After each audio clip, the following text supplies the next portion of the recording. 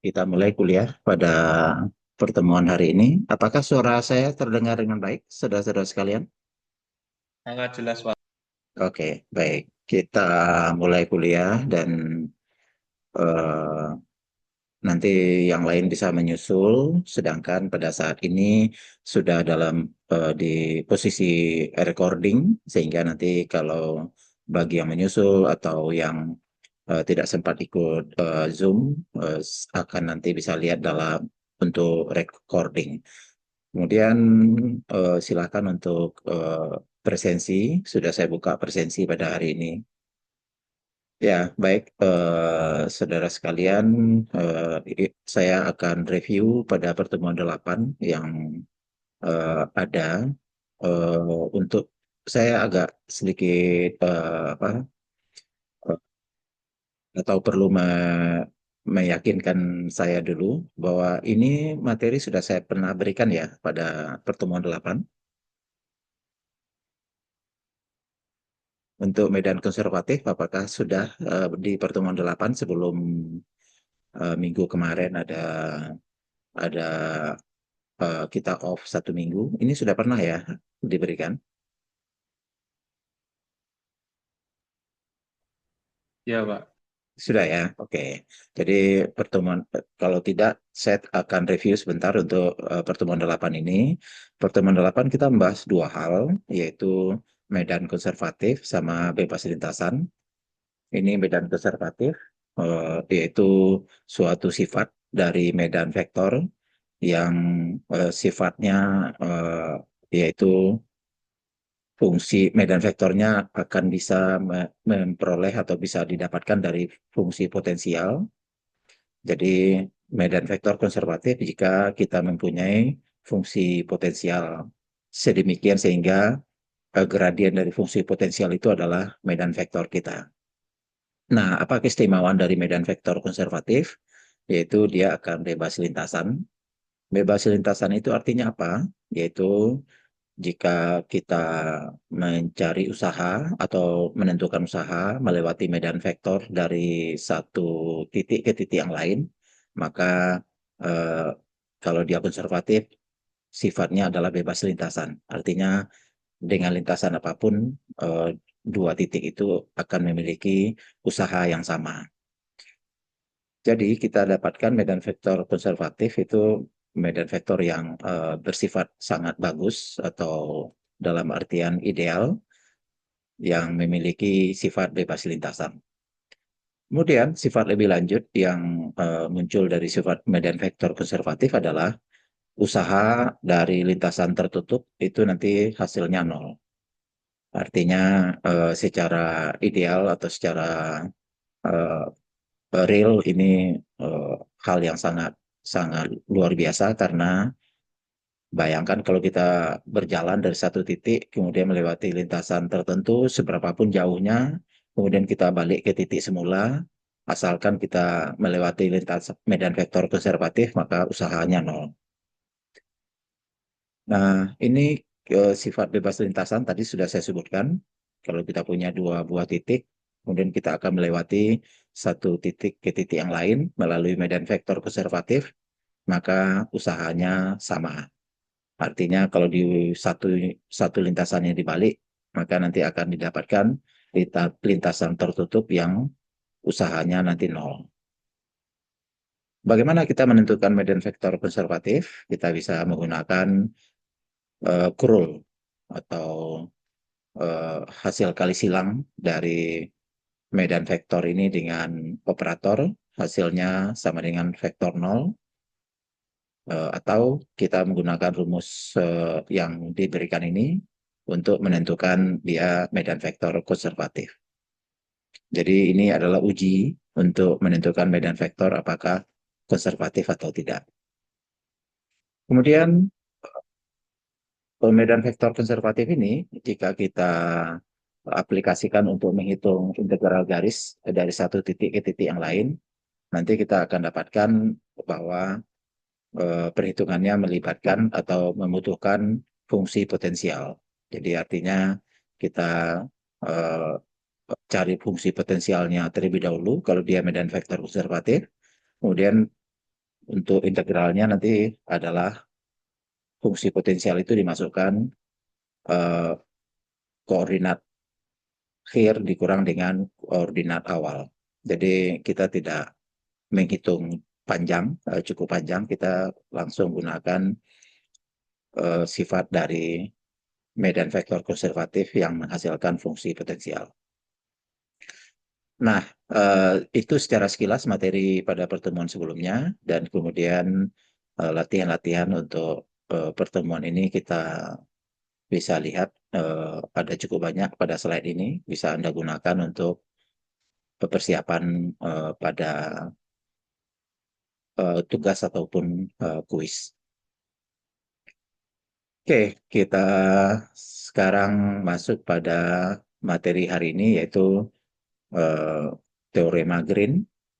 Teorema Green ini adalah teorema yang menghubungkan eh, lintasan tertutup, usaha dari lintasan tertutup, nanti akan sama dengan flux atau medan vektor yang menembus permukaan yang ditutupi oleh lintasan tertutup. Nah, jadi tadi kan lintasan tertutupnya adalah C ini, yang warna hijau yang lebih gelap ini. Kemudian daerah yang dilingkupinya adalah daerah D. Nah, jadi kalau kita akan melewati lintasan tertutup ini, ya, kita lewati lintasan tertutup ini, artinya kita menghitung usahanya, itu ternyata sama dengan flux atau sama dengan integral lipat 2 dari permukaan tertutup D. Nah, itu rumus atau secara singkatnya teorema Green.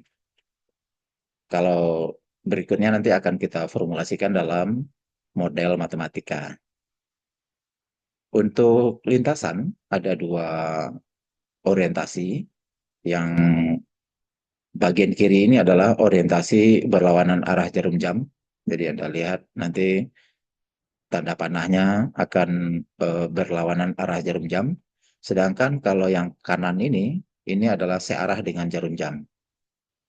Nah, yang nantinya kita pakai, yang menjadi arah positif, ya. Kalau arah kebalikannya nanti negatifnya. Yang arah positif itu adalah yang orientasinya berlawanan arah jarum jam. Jadi yang di kiri ini adalah kita sebut sebagai orientasi positif dari kurva tertutup. Sedangkan di bagian kanan adalah orientasi negatif dari kurva tertutup. Yang kita lewati eh, lintasannya di bagian kanan ini searah dengan jarum jam. Kemudian kita mempunyai suatu ukuran yang kita sebut sebagai padatan sirkulasi dari sebuah medan vektor. Jadi kalau kita mempunyai medan vektor, nanti medan vektor itu misalkan dalam dua dimensi, yaitu MI tambah MJ, maka ukuran kepadatan sirkulasinya itu dirumuskan dengan turunan parsial dari N terhadap X dikurang dengan turunan parsial dari M terhadap Y. Ini adalah padatan sirkulasi dari medan vektor F sama dengan MI tambah NJ. Apa itu padatan sirkulasi? Padatan sirkulasi itu nanti akan memperlihatkan perputarannya nanti akan mendesak atau memiliki kekuatan sebesar nilai yang kita hitung ini. Jadi bayangkan kalau kita mempunyai sebuah kincir, kemudian kincir ini berputar, kemudian ada sebuah arus yang keluar dari kincir ini ke arah sumbu Z, ya, ke arah K. Nah, besar arus atau besar desakan tenaga yang ditimbulkan oleh perputaran kincir ini itu nanti dihitung dengan menggunakan nilai besaran skalar dari do n do x min do m do y yang ditulis di slide ini. Jadi nanti akan memperlihatkan seberapa besar kekuatan arus yang mendesak ke arah atas atau mendesak ke arah bawah. Kalau dia perputarannya berlawanan arah jarum jam, maka dia dianggap mendesaknya atau kekuatannya ke arah positif atas. Sedangkan kalau searah dengan jarum jam, ini kan searah ya, searah jarum jam itu nanti kita sebut sebagai nilainya negatif. Jadi contoh dari sebuah medan vektor yang mempunyai padatan sirkulasi, yaitu A, B, C, D ini, saya akan perlihatkan contoh yang A ya. Kita lihat bagaimana proses penurunan untuk padatan sirkulasi dari contoh yang A. Ini eh, kita sebut tadi apa? M ya, MI, MI.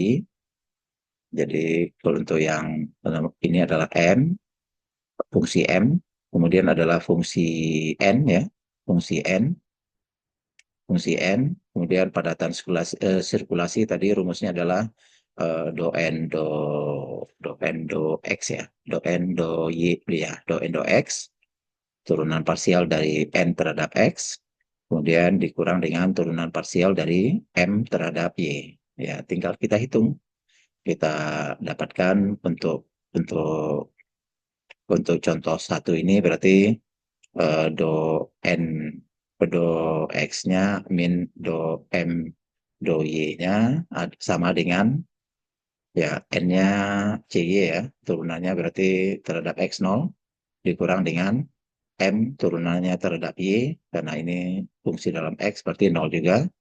Jadi artinya padatan sirkulasinya 0. Kemudian untuk yang kedua ini do n do x min do m do y-nya, do m do y-nya berarti mana yang m ini, yang m ya, ini m, sedangkan ini adalah n ya.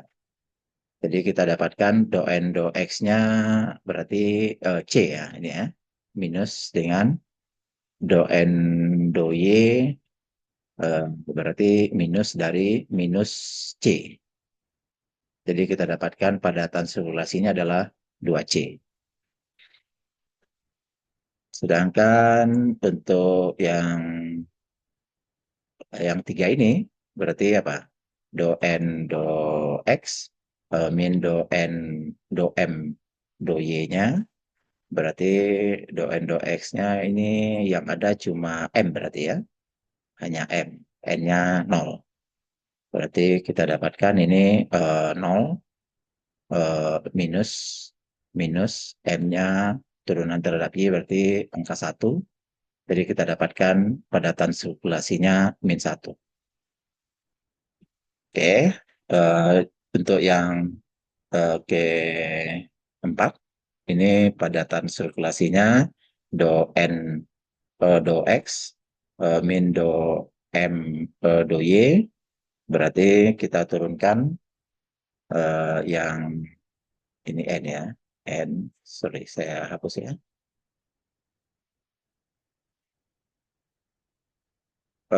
Do N kita turunkan terhadap ini ya, kita turunkan terhadap apa? Ini N, yang ini tadi M, ya turunkan N terhadap X, berarti dianggap sebagai perkalian dua fungsi. Saya turunkan di tempat lain ya, karena nanti eh, harusnya polanya sama, cuma yang satu X, satu Y. Berarti kita turunkan di sini do N, do X, do X berarti turunan dari X dibagi dengan X kuadrat tambah dengan Y kuadrat diturunkan terhadap X, turunkan terhadap X berarti ini dianggap sebagai perkalian dua fungsi, turunan dari pembagian dua fungsi U per V ya. U per V itu rumusnya apa? U per V aksen. U aksen V ya. U aksen P min U V aksen dibagi dengan V kuadrat. Berarti ini U aksen V berarti U aksen berarti angka 1 dikali dengan V berarti X kuadrat tambah dengan Y kuadrat, kemudian minus dari U adalah X, dikali dengan turunan dari V, yaitu X kuadrat tambah Y kuadrat ini terhadap X, berarti 2X, dibagi dengan X kuadrat tambah dengan Y kuadrat dikuadratkan. Kita sederhanakan, ini berarti hasilnya adalah ini ada X kuadrat, ini ada min 2X kuadrat, berarti ada Y kuadrat dikurang dengan X kuadrat dibagi dengan X kuadrat tambah dengan Y kuadrat dikuadratkan. Sedangkan untuk do M, do Y-nya ini pakai pola yang sama, cuma sekarang turunannya terhadap terhadap terhadap Y ya. Berarti turunan dari minus minus dari Y minus dari Y dibagi dengan X kuadrat tambah dengan Y kuadrat diturunkan terhadap Y. Ya, seperti saya bilang tadi polanya sama, cuma ada tanda minus kita tarik ke depan. Sekarang turunannya terhadap Y berarti kita akan dapatkan nanti kira-kira bentuknya sama kayak gini, yaitu hasilnya adalah X kuadrat min Y kuadrat ya. X kuadrat min Y kuadrat dibagi dengan X kuadrat tambah Y kuadrat dikuadratkan. Ya, kenapa X kuadrat min Y kuadrat? Karena kalau ini kan turunan terhadap X, nanti ini 1 dikali dengan X kuadrat tambah Y kuadrat. Min, nanti ada X dikali dengan 2X. Tapi kalau di sini nanti yang terjadi adalah X kuadrat tambah Y kuadrat sama min, nanti ini adalah Y, ya, min Y dikali dengan 2Y di sini. Berarti hasilnya justru ini. Nah, tapi minusnya kan ada di depan, sehingga kalau kita kalikan, kita dapatkan nanti Y kuadrat min X kuadrat dibagi dengan X kuadrat tambah dengan Y kuadrat kuadrat. Nah, berarti kan bentuk ini adalah turunan dari N terhadap X, sedangkan bentuk yang sama ternyata adalah turunan dari M terhadap Y. Jadi kita dapatkan ini Y kuadrat min X kuadrat dibagi dengan X kuadrat tambah dengan Y kuadrat kuadrat, kemudian dikurang dengan ini ternyata bentuknya sama, Y kuadrat min X kuadrat dibagi dengan X kuadrat tambah dengan Y kuadrat kuadrat. Nah, berarti kan hasilnya nanti 0. Ya, jadi ternyata yang bentuknya whirlpool ini kayak ini loh, kayak kalau Anda punya punya air, kemudian di air itu ada kayak kayak pusaran gitu, kayak pusaran. Nah, bentuk permukaan atau bentuk dari medan vektor yang seperti air pusaran itu namanya adalah eh, persamaannya seperti ini. Ini persamaan whirlpool. Whirlpool itu kan apa ya, pusaran air ya, kayak ada semacam eh, apa bentuk lubang di air yang ketika dia berputar. Oke, itu eh, menghitung dari eh,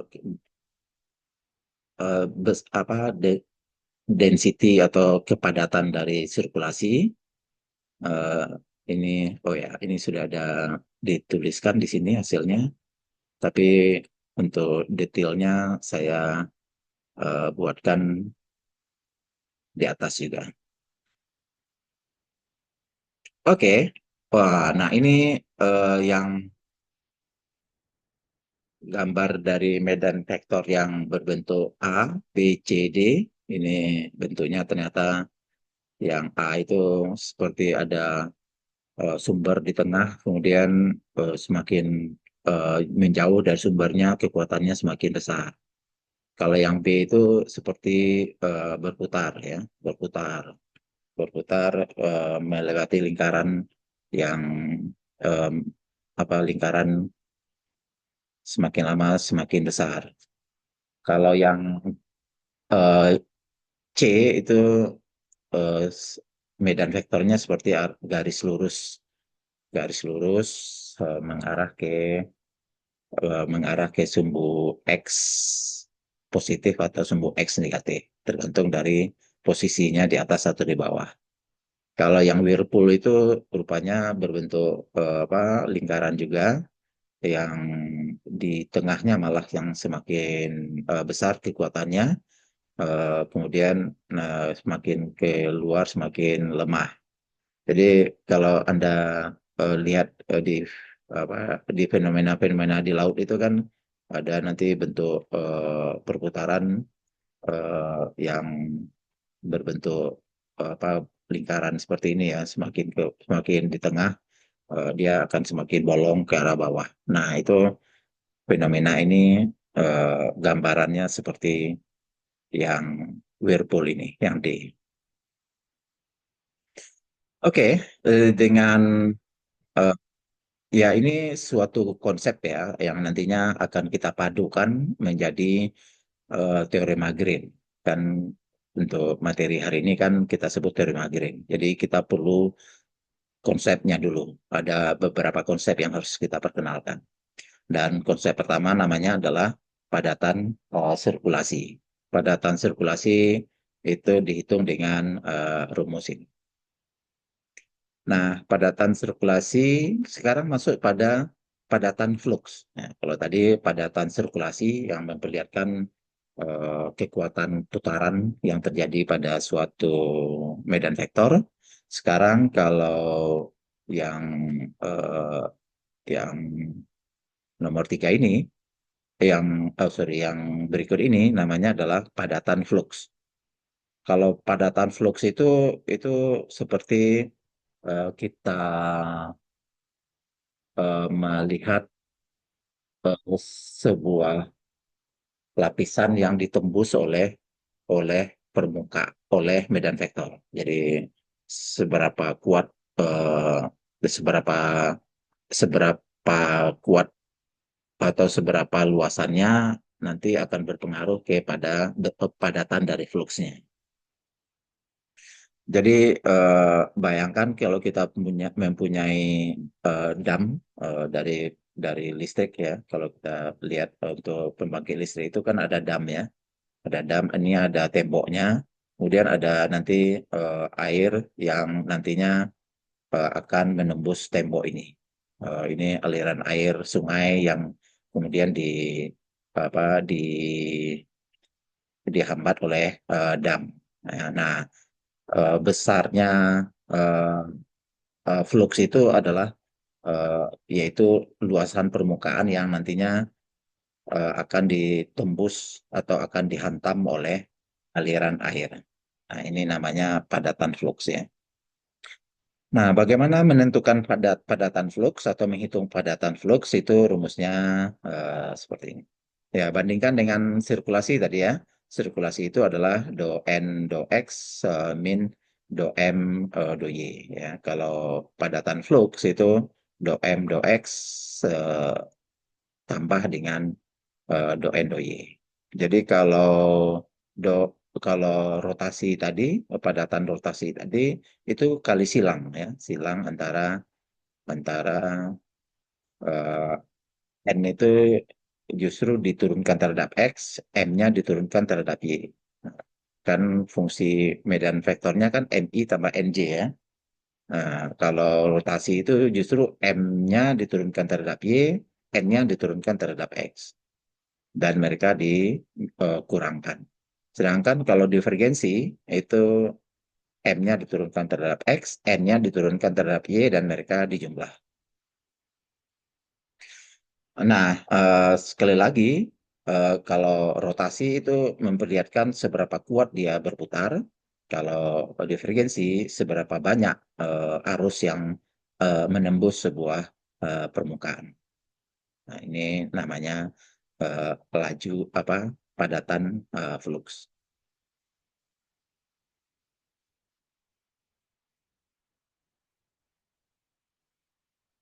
Nah, dari contoh yang sebelumnya kita ingin menentukan divergensinya ya. Kalau tadi kan menentukan rotasi, sekarang menentukan divergensi. Kita lihat contoh sebelumnya apa? Oke, CXI tambah dengan CYJ. Berarti kalau yang A berarti tadi apa? A, yaitu F-nya, fungsinya adalah CXI tambah dengan CYJ. Terus kita hitung divergensinya atau padatan sirkulasinya atau padatan sirkulasi dari yang A ini, div dari A ini, div dari F ini ya, div dari F ini berarti turunan dari CX atau M-nya, CX terhadap X tambah dengan turunan dari CY terhadap Y ya. Hasilnya nanti ini C tambah dengan C. Hasilnya 2C. Kalau yang B, apa tadi? Rumusnya atau fungsinya min CYI tambah CX. Min CYI, F-nya yaitu eh, min CYI tambah dengan CXJ ya. Berarti divergensinya atau padatan fluxnya nanti turunkan terhadap X, hasilnya 0 ya.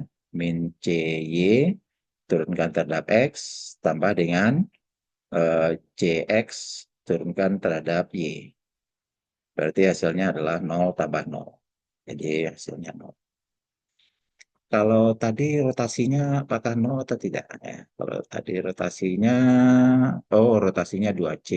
Kalau tadi yang ini, yang A rotasinya 0, tapi eh, apa diferensinya 2C. Ini kebalikan berarti ya antara A dan B. Kalau A ini rotasinya 0, divergensinya 2C, sedangkan B ini rotasinya yang 2C, divergensinya 0. Oke, sekarang yang C. Yang C itu tadi min YI ya, yang YI. Sederhana ya. C-nya adalah eh, Y, Y, YI. YI. YI kita dapatkan eh, hasilnya pasti mudah ya ini ya. Divergensi dari F-nya itu hasilnya adalah turunan dari Y terhadap X ini 0, dan yang N-nya karena 0 hasilnya 0. Rotasinya berapa tadi? Rotasinya min 1 kalau nggak salah tadi ya. Oh, sorry, rotasinya berapa tadi? Oh ya, rotasinya min 1, sedangkan fluxnya berarti 0. Oke, sekarang yang yang D. Yang D, eh, yang D berarti kita dapatkan D sebenarnya sih sudah ada solusinya di sebelah sini ya. Berarti saya perlu uraikan, eh, cuma perlu bantu Anda untuk uraikan ya. Jadi kalau yang C, yang D ya, yang D ini kan lebih rumit ya bentuknya, yaitu apa tadi? X X dibagi dengan X kuadrat tambah Y kuadrat I ya. Kemudian min Y dibagi dengan X kuadrat tambah dengan Y kuadrat J. Nah, itu tadi kalau yang berbentuk yang divergensinya sekarang berarti kalau kita turunkan satu persatu, divergensi dari F-nya, yaitu turunan dari X per X kuadrat tambah dengan Y kuadrat ini turunkan terhadap X, sedangkan ditambah dengan turunan dari Y per X kuadrat tambah dengan Y kuadrat ini diturunkan terhadap Y. Coba kita konfirmasi rumusnya ya, benar nggak ya? Oh, sorry, terbalik min Y ya. Min Y. Berarti ini harusnya min Y, ini X, ini berarti min Y, ini X berarti ya.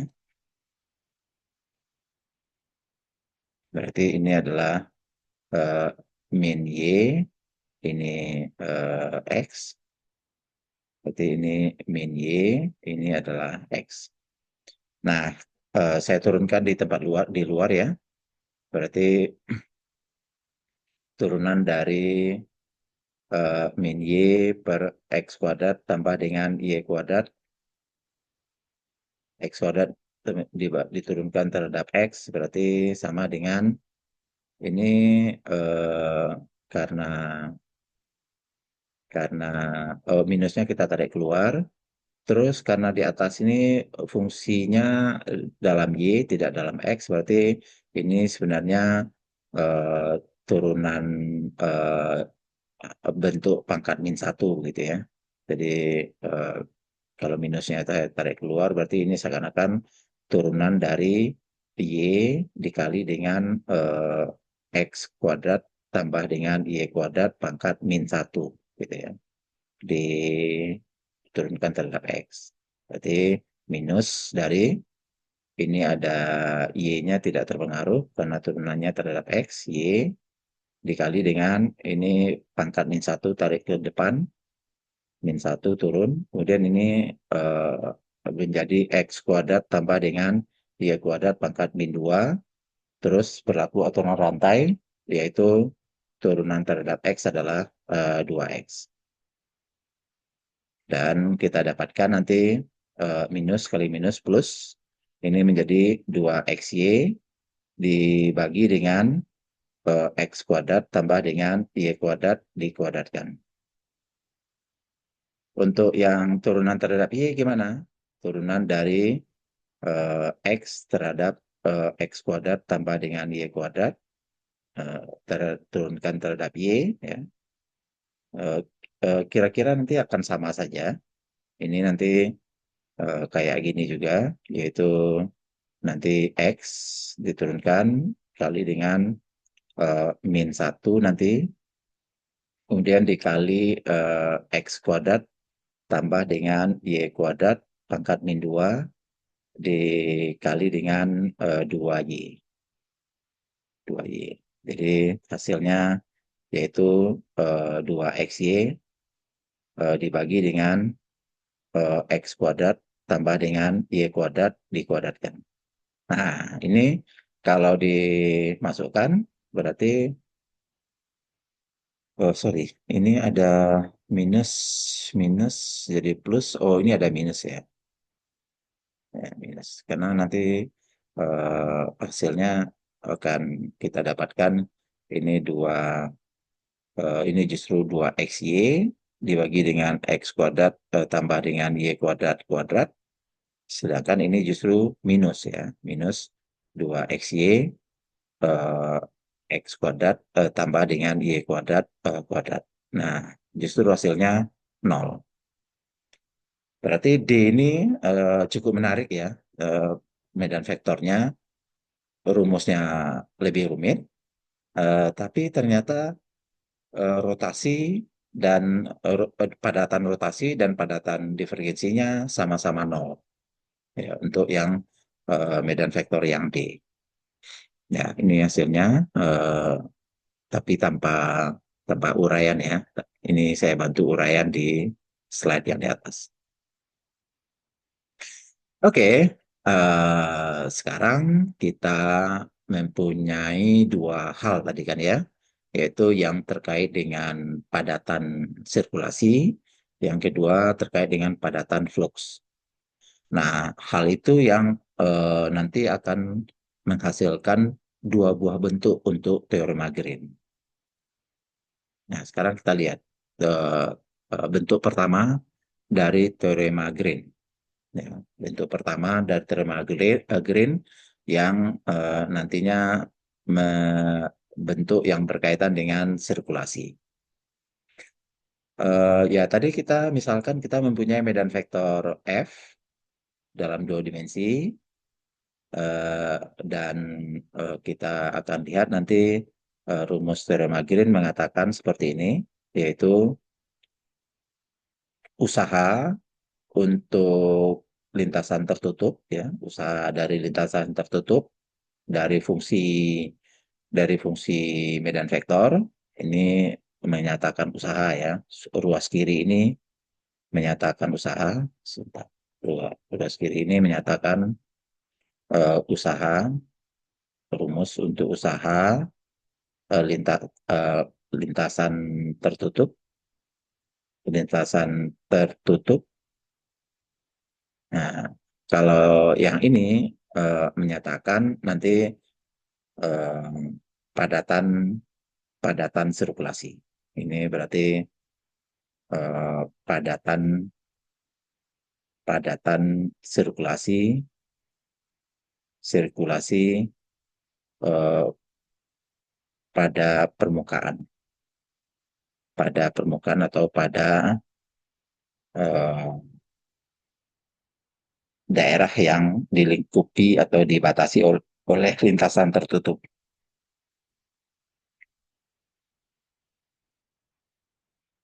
Jadi R-nya berarti nanti eh, daerah yang dilingkupi oleh C. C itu adalah lintasan tertutupnya. Nah, ini teorema Green yang bentuk pertama yang menggunakan konsep padatan sirkulasi. Jadi kita mempunyai padatan sirkulasi itu tadi kan rumusan ini, dan R itu nanti adalah daerah yang dilingkupi oleh lintasan tertutup. Jadi misalkan kalau kita punya lingkaran sebagai sebagai sebagai C-nya, C-nya berarti lingkaran, lingkaran. Nah, R-nya berarti nanti adalah cakramnya, R. Jadi R itu berarti cakram gitu, ya. Gitu. Jadi ini teorema Green dalam bentuk yang pertama. Sedangkan teorema Green dalam bentuk yang kedua yaitu mempergunakan mempergunakan divergensi, yaitu rumusnya nanti akan kira-kira berbunyi atau berbentuk sebagai berikut. Yaitu kita kalau tadi itu konteksnya teorema Green itu eh, untuk untuk menghitung sirkulasi, ya, untuk menghitung sirkulasi. Sedangkan kalau kalau kalau yang teorema yang kedua ini itu konteksnya adalah untuk menghitung banyaknya flux atau banyaknya arus yang melewati sebuah permukaan. Jadi eh, permukaan yang dipakai atau daerah yang dipakai nanti eh, lintasan tertutup C, dan R-nya adalah daerah yang dibatasi oleh C tadi. Kemudian kalau bentuk rumus integralnya seperti ini, maka nanti kita akan dapatkan nanti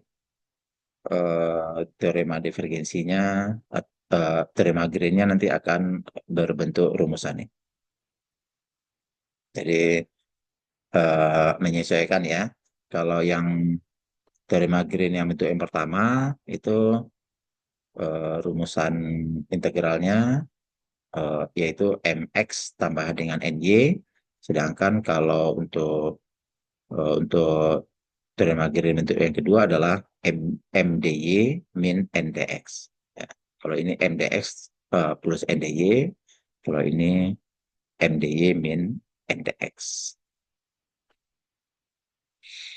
Oke, sekarang kita mempunyai persoalan atau punya contoh, yaitu kita mempunyai sebuah medan vektor. Jadi medan vektornya eh, sudah diberikan, C-nya juga sudah diberikan, C-nya juga sudah diberikan. Nah, kita akan melakukan verifikasi pada dua dua bentuk teorema Green yang kita punyai tadi. Dua bentuk teorema Green. Yang satunya yaitu integral tertutup ya, integral tertutup dari M dx tambah dengan N dy ini akan sama dengan integral dari R untuk do N do X min do M do Y ya. Ini eh, bentuk pertama dari terma Green.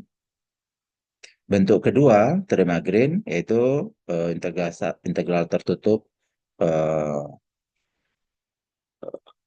MDY, MDY, MDY min NDX, jadi M-nya dan N-nya saling silang dengan dy dx, sama dengan integral tertutup R dari do M do X tambah dengan do N do Y.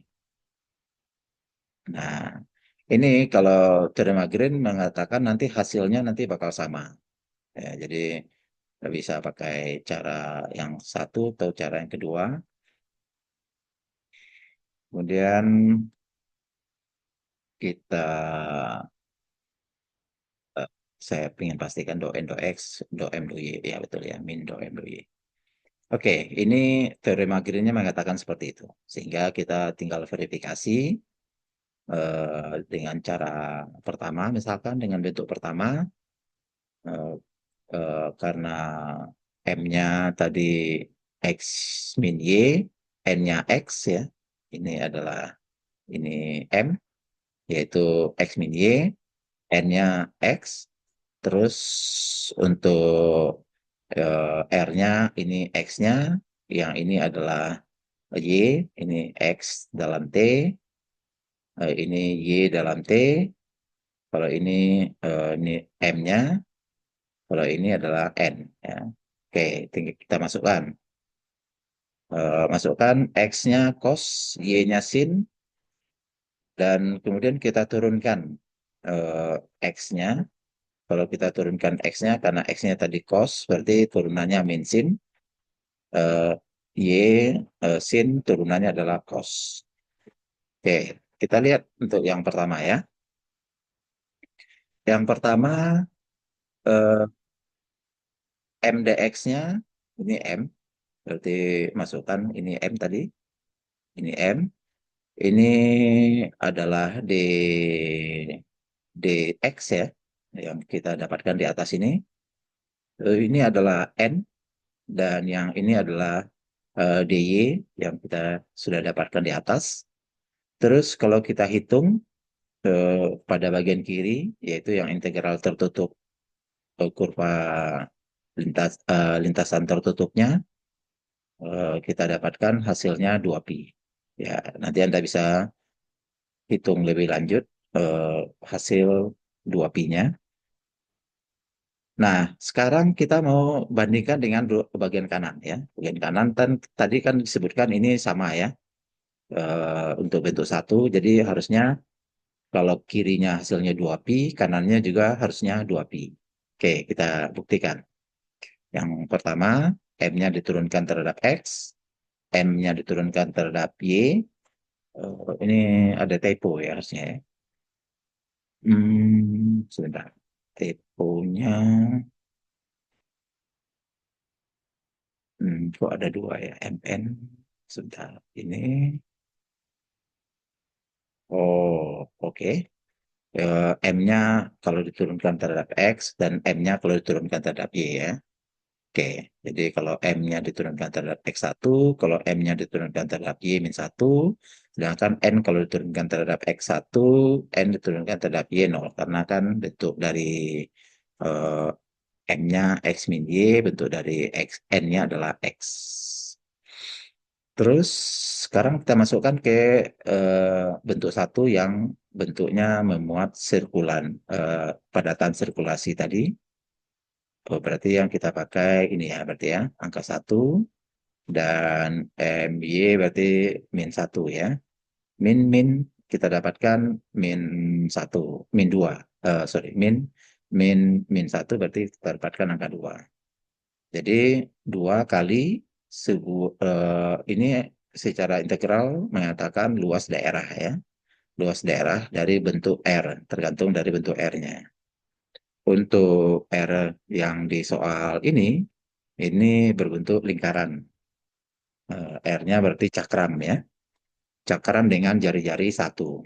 Karena rumus cos T dan sin T itu bentuk dari cakram dengan jari-jari satu. Atau kurvanya berbentuk lingkaran tertutup dengan jari-jari satu, sehingga cakramnya berarti jari-jari satu. Sehingga yang daerah yang integral ini tidak perlu kita cari, langsung dapatnya luas daerah dari lingkaran cakram dengan jari-jari satu. Dan kita kenal cakram jari-jari satu adalah pi r kuadrat ya, atau pi kali dengan satu kuadrat, yaitu pi. Dan kalau kita kali dua pi, dua berarti kita dapatkan hasilnya adalah 2 pi. Oke, kita lihat bentuk dua. Bentuk dua berarti kita pakai yang sekarang M-nya adalah pakai M ya, dan dikali dengan DY. Ini berarti M, ini adalah DY, ini kemudian ini N dikali dengan DX.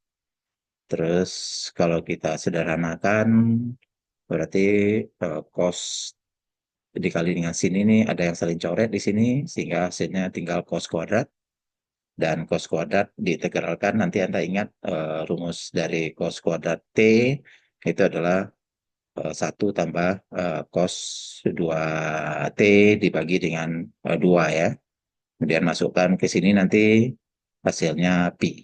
Dan Anda bisa verifikasi lebih lanjut dengan hitung sendiri nanti ya. Oke, sekarang bentuk duanya bagian kirinya hasilnya pi. Nah, sekarang bagian kanan yaitu kita hitung dengan cara apa menghitung divergensinya, dan divergensinya tadi ini nilainya satu, n terhadap y ini nilainya 0, berarti kita dapatkan lagi-lagi ini adalah luas daerah dari cakram dengan jari-jari satu, yaitu pi r kuadrat dengan r-nya nilainya satu, hasilnya adalah pi. Jadi di bentuk dua itu nanti kita dapatkan ruas kiri hasilnya pi, dan ruas kanan juga hasilnya pi. Artinya bentuk dua dari teorema Green itu benar atau telah terverifikasi. Dengan bentuk satu, kalau bentuk satu itu ruas kirinya hasilnya 2pi, ruas kanannya hasilnya 2pi juga. Jadi bentuk satu itu dan bentuk dua nanti dengan medan vektor yang sama itu nilainya bisa saja berbeda, karena dari contoh ini kan kelihatan bentuk satu itu nilainya adalah 2pi, bentuk dua nilainya pi. Tapi yang penting adalah ruas kiri dan ruas kanannya sama. Ya, ini ruas kiri dan ruas kanannya sama. Jadi tergantung kita menggunakan rumus bentuk dari bentuk satu atau bentuk dua ya. Apakah mau memandangnya sebagai sirkulasi atau memandangnya sebagai divergensi.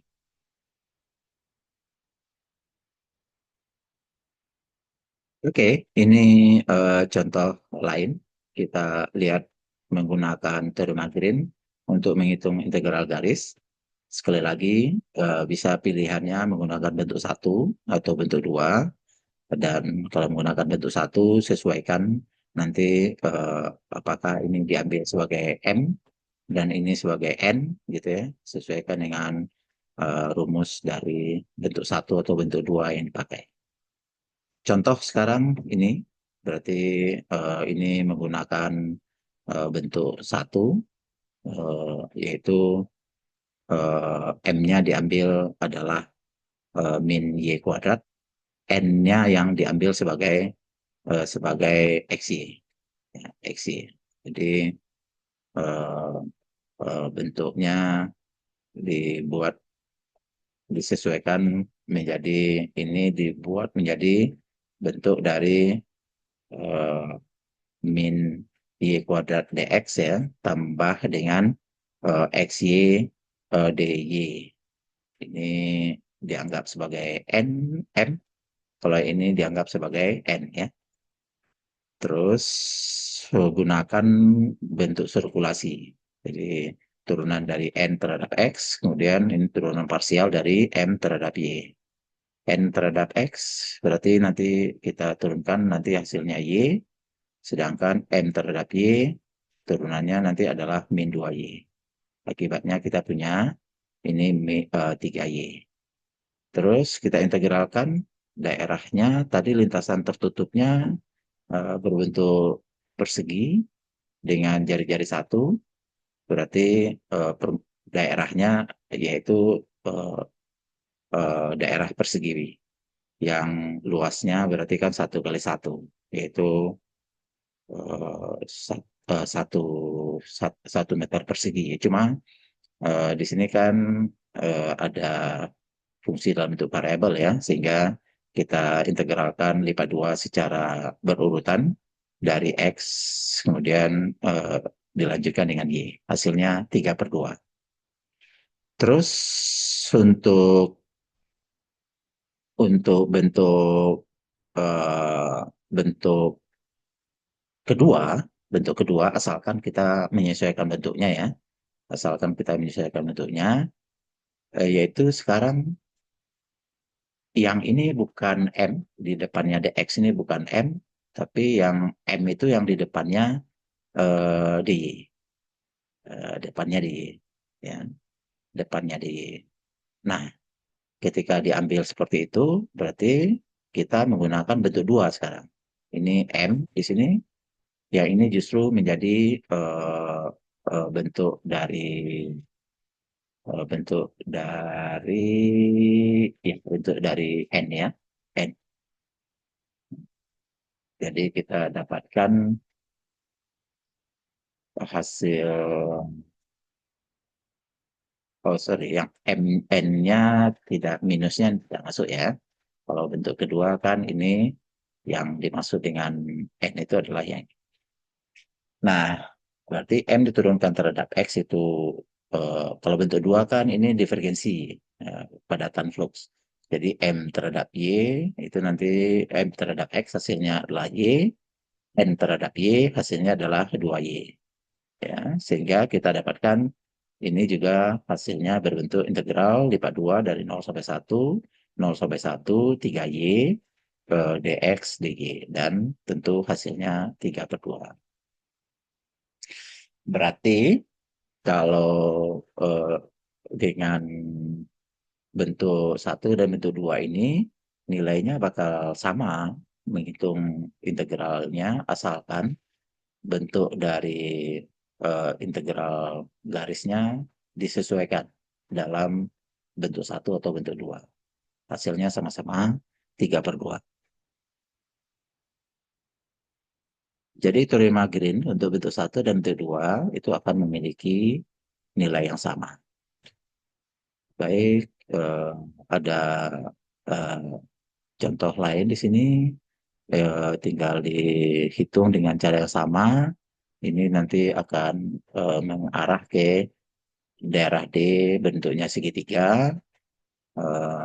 Kalau ini diambil sebagai sebagai M, ini sebagai N, berarti nanti menggunakan bentuk satu, kita akan punya nanti C, lintasan tertutupnya, dari X pangkat 4 dx ini, tambah dengan XY, dy, kita akan menggunakan bentuk satu, berarti integral lipat 2 dari D dengan eh, ini yang kita pakai nanti turunan apa? Bentuk bentuk satu tadi apa?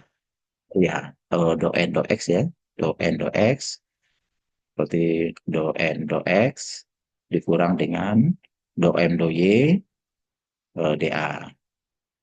Berarti kita akan dapatkan ini d, do n-nya ini n, yang ini adalah m, berarti do n do x-nya adalah y, kemudian do m do y-nya justru di sini 0 ya. Sehingga kita dapatkan nanti integral lipat 2 dari y. Nah, sekarang kita masukkan batasnya dengan urutannya dx dy.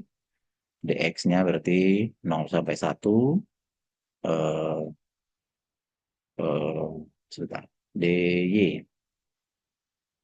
D, oke, kebalik ya. Ini dy dx ya. 0 sampai 1 min x. Sedangkan dx-nya 0 sampai 1. Nah, ini silakan didapatkan integralnya, hitung integralnya.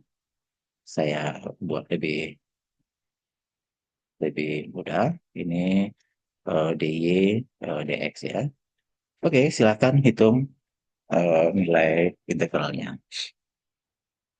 Nah, untuk eh, bagian yang terakhir menggunakan teorema Green ini, eh, rumus yang kelihatan sulit ini untuk integral garisnya itu bisa diselesaikan dengan mudah, tergantung dari pemilihan bentuk satu, bentuk dua yang kita pakai.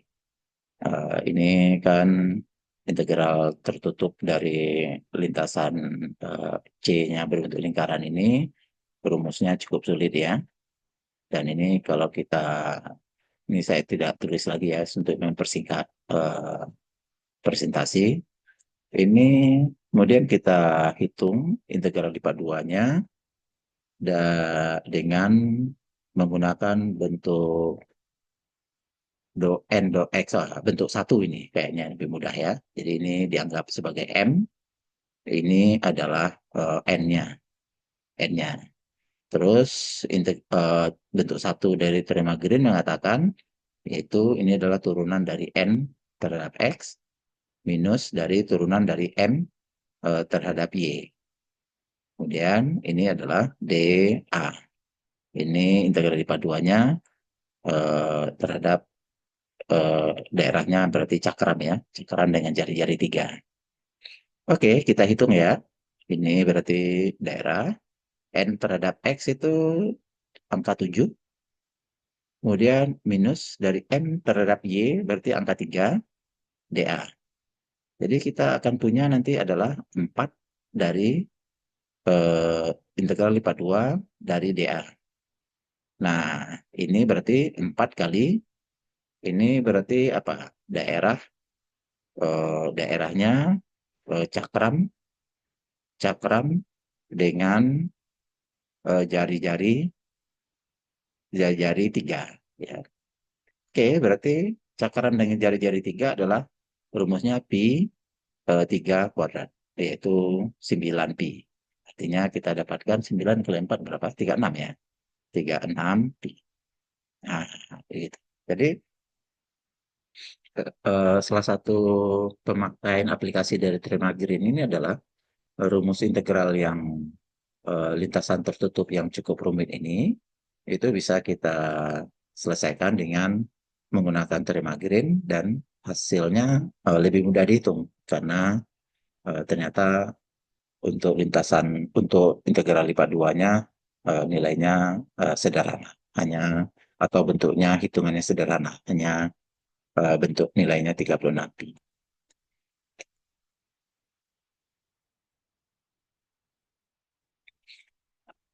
Ya, baik. Saya simpulkan lagi untuk materi kita pada hari ini.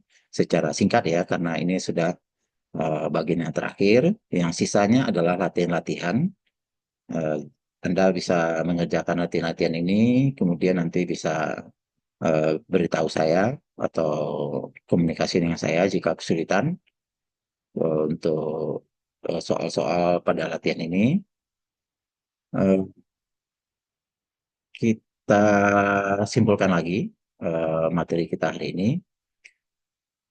Pada hari ini kita membahas tentang teorema Green. Teorema Green itu teorema dalam eh, apa yang menghubungkan antara integral lintasan tertutup dengan integral LIPA 2 permukaan. Untuk sebelum masuk pada materi atau teorema Green-nya, kita perlu beberapa konsep. Konsep yang pertama tentang kurva lintasan tertutup.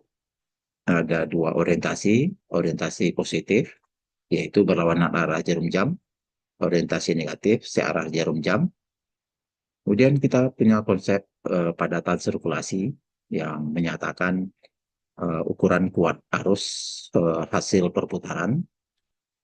Sedangkan yang konsep yang berikut adalah padatan flux yang menyatakan besarnya flux yang menembus sebuah permukaan. Dan dengan konsep itu kita punya dua bentuk teorema Green, yaitu bentuk yang pertama menggunakan rotasi, menggunakan padatan sirkulasi, eh, yaitu usaha sepanjang lintasan tertutup itu sama dengan eh, padatan sirkulasi dari daerah yang dilingkupi oleh lintasan tertutup. Bentuk yang kedua yaitu usaha yang dilakukan pada lintasan tertutup itu sama dengan flux yang menembus permukaan dari lintasan tertutup tersebut. Dan kita dapatkan, kita sudah melakukan verifikasi dengan menggunakan contoh fungsi tertentu, lintasan tertentu, menggunakan bentuk satu dan bentuk dua, itu terlihat ternyata hasilnya kiri dan kanannya nilainya sama, walaupun nilainya berbeda karena memang contoh yang kita ambil fungsinya yang kita pakai, bukan bentuk yang kirinya yang kita pakai, tapi fungsinya yang kita tentukan. Nah, kita dapatkan untuk bentuk satu, kiri dan kanannya hasilnya 2pi, bentuk dua, kiri dan kanannya hasilnya pi. Berarti teorema Green telah kita verifikasi untuk contoh ini. Sedangkan teorema Green tanpa memperhatikan bentuk satu, bentuk dua, artinya kita pilih hanya satu bentuk saja, kita bisa menghitung menggunakan teorema Green untuk menghitung lintasan, untuk menghitung uh, integral dari lintasan tertutup. Terutama kalau fungsi dari integral garisnya itu rumit. Contoh yaitu yang contoh terakhir ini. Ini kan fungsinya rumit, integral garisnya sulit dihitung, maka kita bisa gunakan teorema Green dan kita dapatkan hitungannya lebih sederhana. Ya, begitu kira-kira pemakaian dari teorema Green. Ya, baik saudara-saudara sekalian, terima kasih atas kedatangannya pada kuliah Zoom sore hari ini. Untuk link dari rekaman akan saya berikan link YouTube setelah selesai dari kuliah hari ini. Untuk pertanyaan-pertanyaan lebih lanjut bisa menghubungi saya melalui grup atau bisa juga Japri pada nomor yang sudah Anda ketahui. Kemudian untuk tugas yang terkait dengan materi hari ini akan saya berikan, kemudian nanti akan deadline-nya adalah besok eh, pukul 23.59. Jadi materi hari ini yaitu tugas yang gelap, tugas sebentar, tugas dua, tugas dua sesudah UTS itu nanti akan saya ganti deadline-nya besok dengan waktunya nanti pengumpulannya 23.59 malam. Kemudian untuk penggantian kuliah atau kuliah yang harusnya minggu lalu saya tidak masuk, itu kita akan bicarakan di grup. Nanti akan kita dapatkan waktu untuk kuliah dan sekaligus nanti tugas mengerjakan materi kuliah tambahan itu. Kemungkinan bisa Jumat malam untuk tambahan dari kuliah kita, atau bisa jadi Sabtu pagi ya, tergantung dari kesiapan atau respon Anda nanti di grup. Baik, demikian saudara-saudara sekalian, kuliah kita pada sore hari ini. Selamat sore, salam sehat, eh, dan kita ketemu lagi pada pertemuan minggu depan. Terima kasih semua. Makasih, Pak. Ya, baik, Terima makasih. kasih, Pak. Makasih, Pak. Yo, Makasih, Pak. ya.